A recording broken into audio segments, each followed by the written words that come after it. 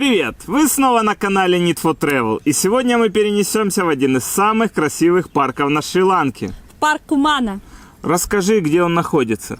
На Шри-Ланке вообще очень много национальных парков, но на карте мы отметили только самые популярные, куда можно поехать на сафари. И парк Кумана находится всего в 30 километрах от Ругамбея, самого популярного места для серфинга на Шри-Ланке.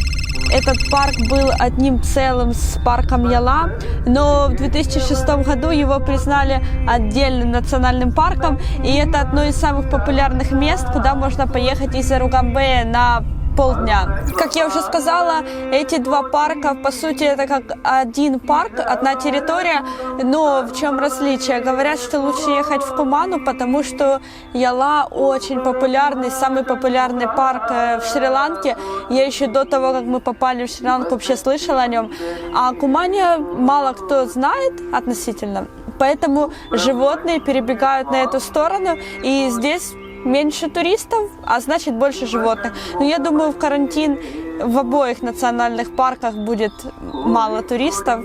Мы вот никого не встретили, пока сюда ехали. Да и в принципе, парки на Шри-Ланке – это не закрытые локации, только местами огороженные вблизи людей. Животные могут свободно выходить за пределы парка и гулять на свободе.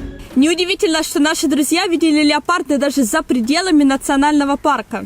А неделю назад примерно даже медведь приходил в город. Но обычно животные не приходят, потому что людям просто неинтересно. Или невкусно.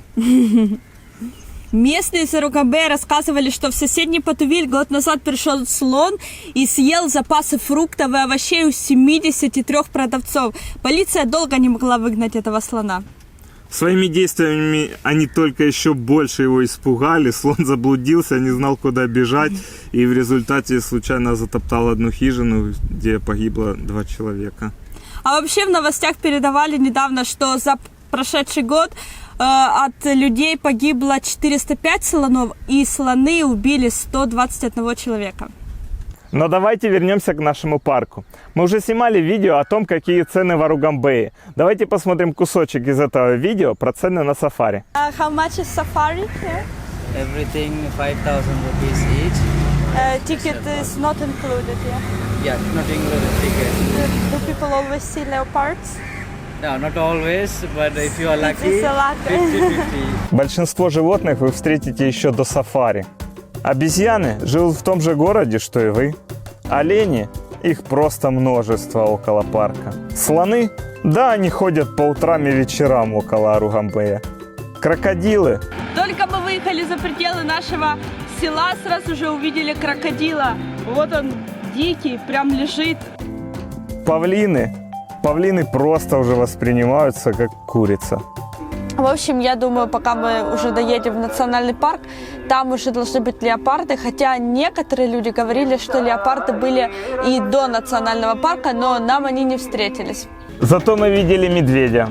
Ну как мы, наши гиды видели, они пытались нам показать, но мы ничего не разглядели вдалеке. Потом мы видели его свежие следы на грунтовой дороге, мы ехали по этим следам, думали, ну вот мы сейчас его догоним, но следы свернули вскоре в джунгли. В общем, пока мы доехали до ворот национального парка Кумана, мы увидели уже всех животных, которых мы ожидали увидеть, кроме леопарда.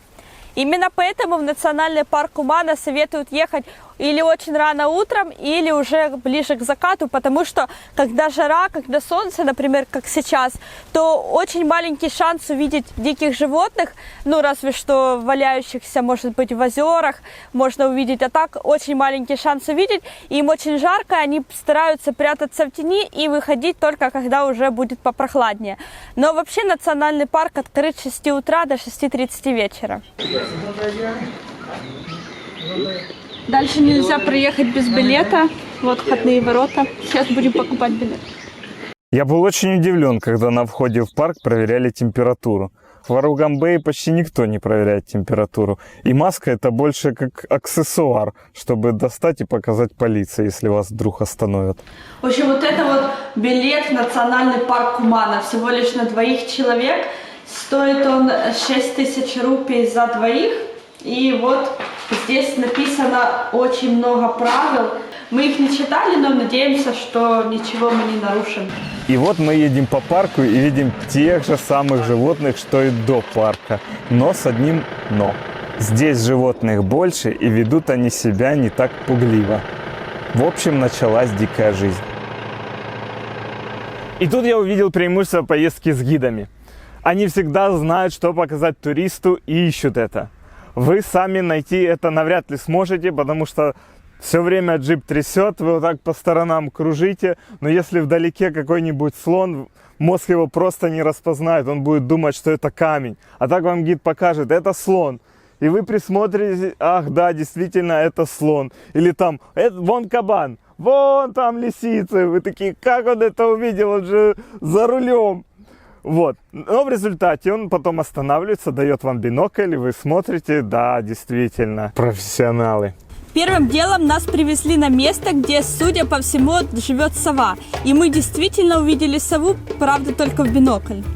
Да, я такой, ах, вот зачем нужен бинокль на Шри-Ланке.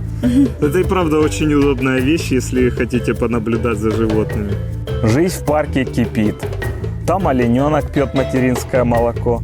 Там орел поймал молодого варана и теперь думает, как это съесть. А вот просто озеро, где в наше поле зрения попало 32 крокодила.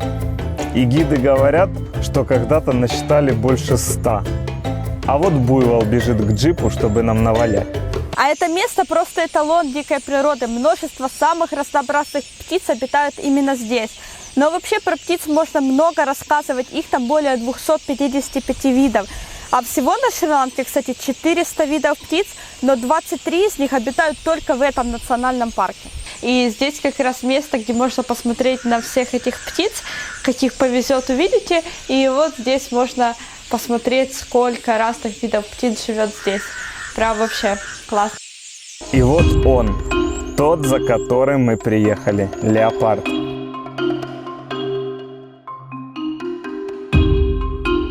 Короче, повел он себя как кот, который давно не видел хозяина. Но зато миссия наша была выполнена. Мы уже насмотрелись на животных, и теперь мы подъехали к индуистскому храму, где люди, которые идут в Катарагаману, и они могут здесь ночевать. Именно поэтому здесь есть ограждение от животных, они здесь палят костры. А прямо возле этого храма за рекой проходит граница между Куманой национальным парком и Ялой. Животные могут спокойно перемещаться из одного парка в другой, не надо им никаких паспортов, никаких разрешений, просто могут гулять где хотят. Маршрут по национальному парку Кумана оказался радиальным. То есть мы по одной и той же дороге приехали к границе парка Яла и обратно. И были в нашем отеле уже около 12 часов дня. На такое сафари в окрестностях национального парка тоже можно поехать, и для него не нужно покупать входной билет. Только учтите, что в самом парке жизни гораздо больше. И шанс встретить леопарда тоже гораздо выше. Но вы уже сами решайте, какое сафари вам больше подойдет. И желаем вам увидеть всех животных, которых вы ожидаете увидеть на Шри-Ланке. Да, но для этого надо подписаться на канал, поставить колокольчик, поставить лайк. Ну, в общем, вы взрослые уже ребята, сами знаете, что надо делать. Всем пока! Пока-пока!